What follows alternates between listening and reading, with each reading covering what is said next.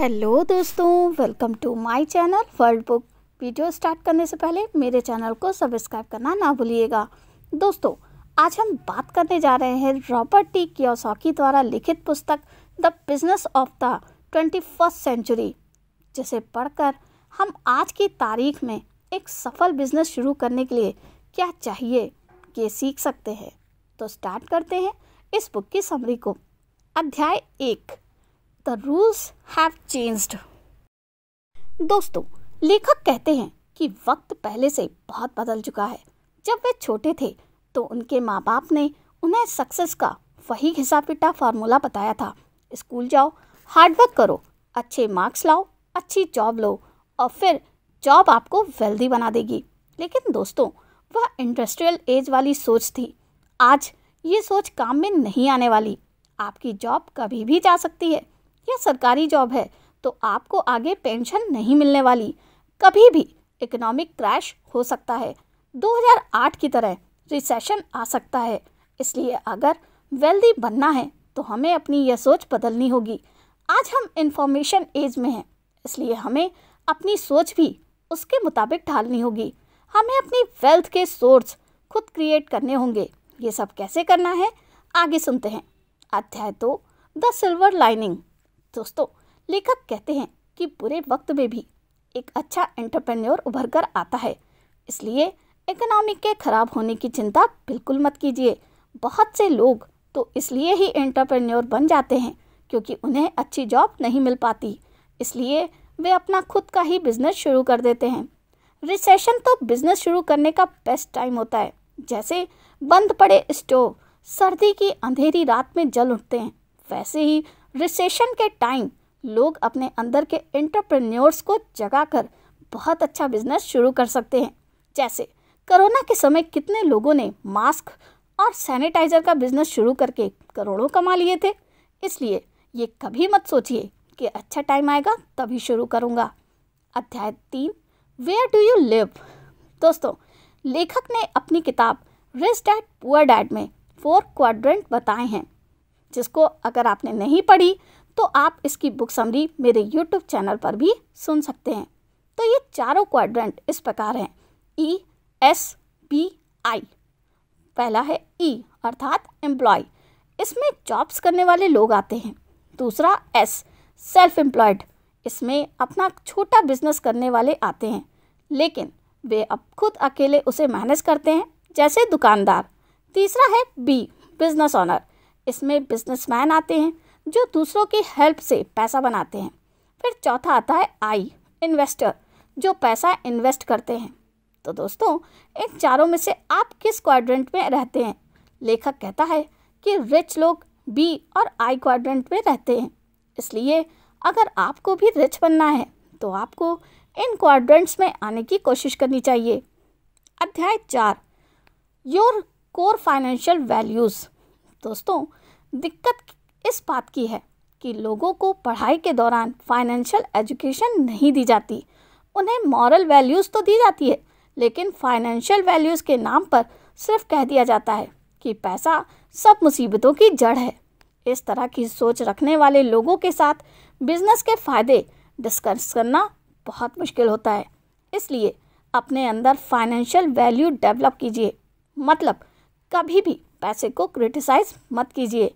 Law of attraction भी यही कहता है, अगर आप पैसे की निंदा करेंगे तो पैसा आपकी निंदा करेगा और वह आपकी तरफ नहीं आएगा। दोस्तों, पैसा कभी बुरा नहीं होता। हाँ, इंसान अच्छा या बुरा हो सकता है। कुछ लोग ज़्यादा पैसा होने पर चैरिटी भी ज़्यादा करते हैं, देश को ज़्यादा टैक्स भी देते हैं। इसलिए पैसे को लेकर बड़ा सोचें।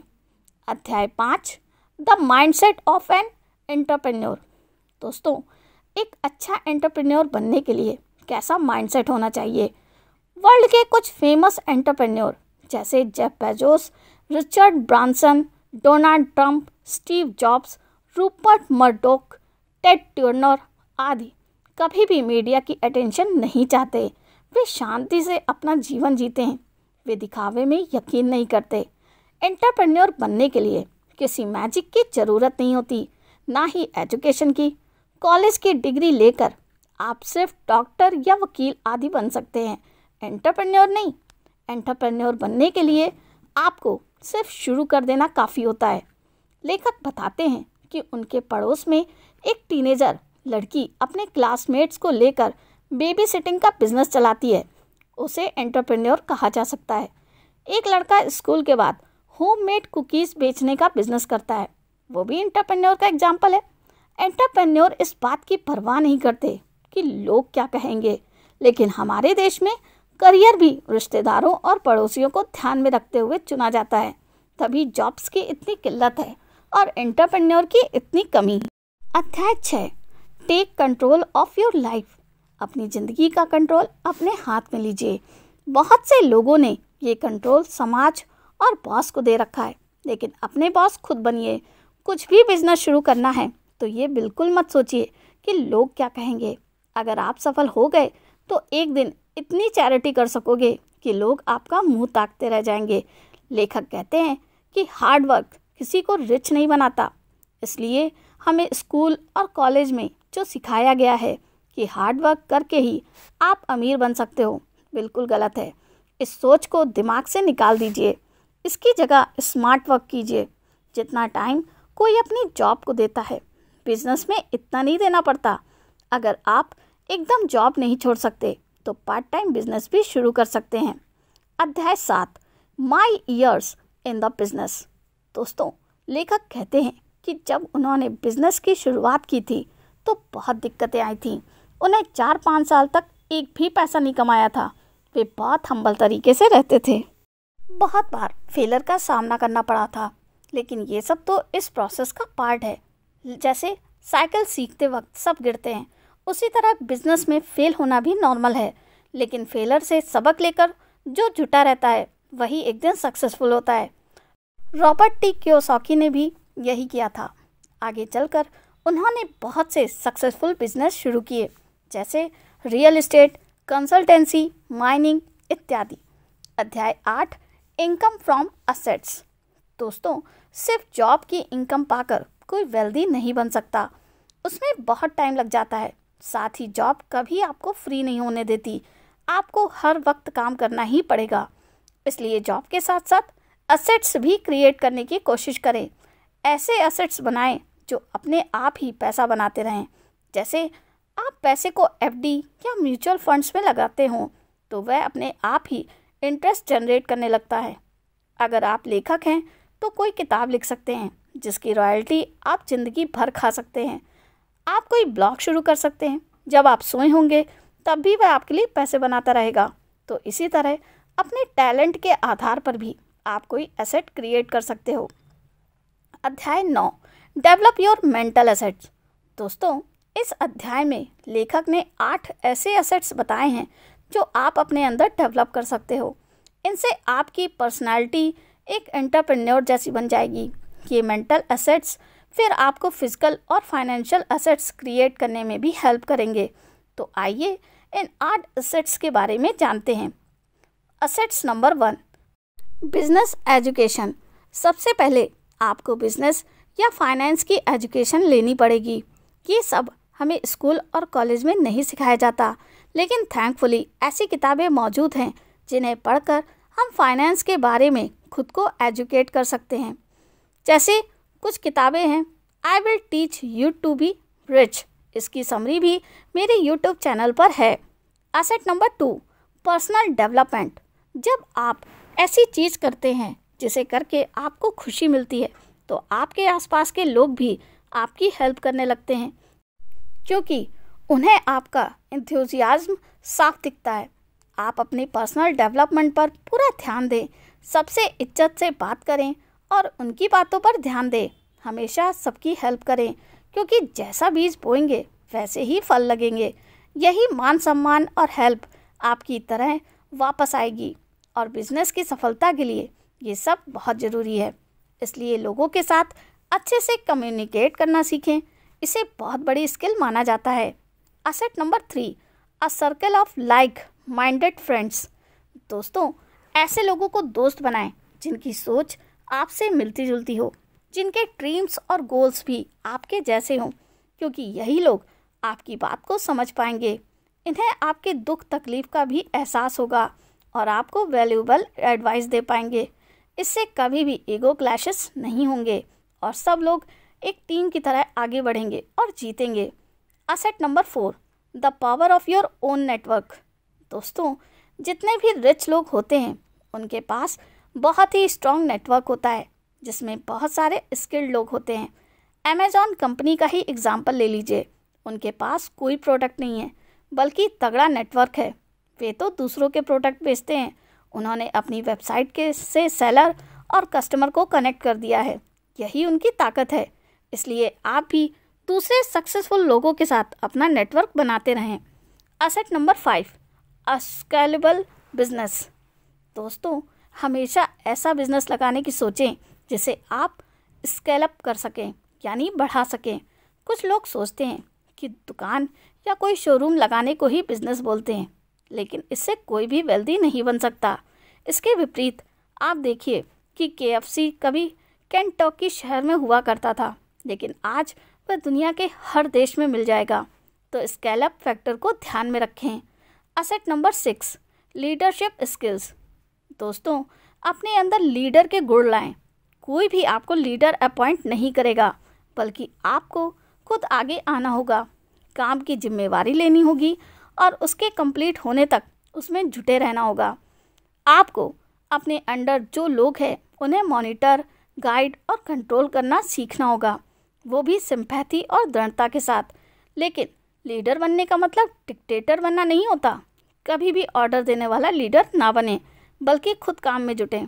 अच्छा लीडर ही किसी बिजनेस को आगे ले जा सकता है। Asset number 7, a mechanism for genuine wealthy creation. लेखक ने वेल्दी बनने के 4 स्टेप्स वाला फॉर्मूला बताया है। ये चारों स्टेप्स इस प्रकार से हैं। पहला, सबसे पहले एक बिजनेस लगाएं, चाहे वह कितना भी छोटा क्यों ना हो। लोग बटन, साबुन, आटा आदि बेचने का बिजनेस लगाकर भी करोड़ों कमा रहे हैं। दूसरा, शुरू में बिजनेस जितना भी कमाएं उसका मैक्सिमम फिर से उसमें री इन्वेस्ट करके बिजनेस को स्केल अप करें और उसको एक्सपेंड करें। जैसे कुल्हड़ चाय कंपनी ने पहले एक रेस्टोरेंट खोला था, फिर धीरे धीरे हजारों शहरों में अपना फ्रेंचाइजी शुरू कर दिया। तीसरा, आपकी जो भी इनकम हो उसे सेविंग अकाउंट में ना रखें, बल्कि रियल एस्टेट और दूसरे सेफ इन्वेस्टमेंट टूल्स में लगा दें। इससे आपका पैसा आपके लिए काम करने लगेगा। चौथा, कुछ भी लग्जरी आइटम खरीदनी हो तो कंपनी के नाम से ना खरीदें, ना कि अपने नाम से। इससे आपका बहुत सारा टैक्स बचेगा। तो दोस्तों, इन्हीं 4 बेसिक स्टेप्स से अमीर बना जा सकता है। Asset number 8, dream big. दोस्तों, बड़े सपने देखिए। बहुत से लोग सोचते हैं कि बस सरकारी नौकरी मिल जाए या आर्मी में भर्ती हो जाएं, ये सब ठीक है, लेकिन इसके साथ एक दिन किसी बड़ी कंपनी का मालिक बनेंगे, ऐसे बड़े सपने भी देख सकते हैं। इसलिए सपनों का आकार बड़ा कीजिए। अध्याय 10, a business where women excel. दोस्तों, जिस देश की महिलाएं भी बिजनेस शुरू करती हैं वह बहुत तरक्की करता है।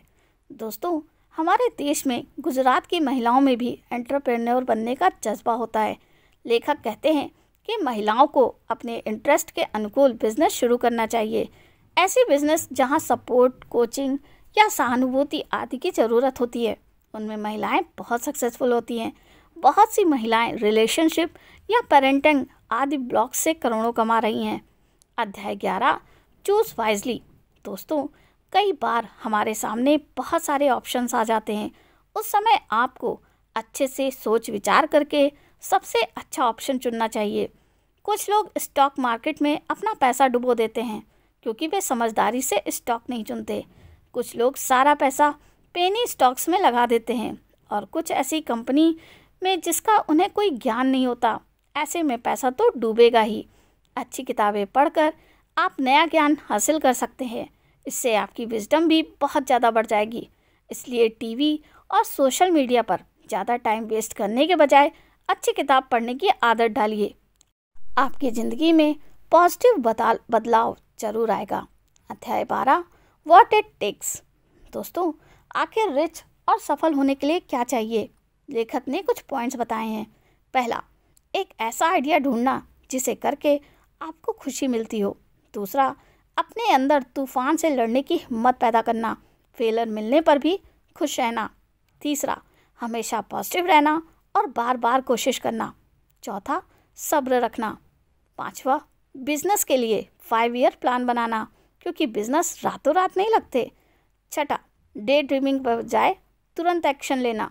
सातवां, ज्ञान हासिल करना, या तो मेंटर बना सकते हैं या किताबें पढ़कर ऐसा कर सकते हैं। दोस्तों, जिनकी पर्सनालिटी में ये ट्रेट होते हैं वे ही आगे चलकर अमीर बन पाते हैं, इसलिए इन ट्रेट्स को अपने अंदर शामिल कीजिए। अध्याय 13, लिविंग द रिच लाइफ। दोस्तों, अगर आपसे पूछा जाए कि हमें कौन सी चीज़ रिच बनाती है तो आपका जवाब क्या होगा? बहुत से लोग बोलेंगे ऑफ कोर्स पैसा ही हमें रिच बनाता है, या फिर रियल एस्टेट। लेकिन दोनों ही जवाब सही नहीं है, क्योंकि पैसा कहीं भी जा सकता है, रियल एस्टेट की वैल्यू भी कम हो सकती है। तो आखिर हमें रिच क्या बनाता है? तो इसका जवाब है आपका फाइनेंशियल नॉलेज। अगर आपके पास ज्ञान होगा तो आप रिच बनेंगे।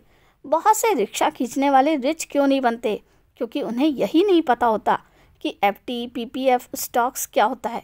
अगर उन्हें इस बात का नॉलेज हो जाए तो वे भी इन्वेस्ट करके धीरे धीरे कम से कम अपर मिडिल क्लास तो बन ही सकते हैं।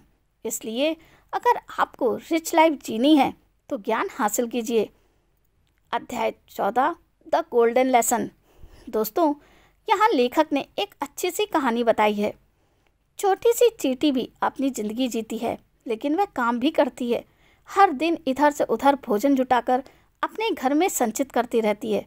फिर सर्दी या बरसात के मौसम में घर में रहकर ही मज़े से उसे खाकर टाइम व्यतीत करती है। इसके विपरीत एक ग्रासहोपर सिर्फ मस्ती करता रहता है, इधर उधर उड़कर टाइम वेस्ट करता है। वह तनिक भी भोजन इकट्ठा नहीं करता। इससे उसे बरसात में भी बाहर निकलकर भोजन ढूंढना पड़ता है।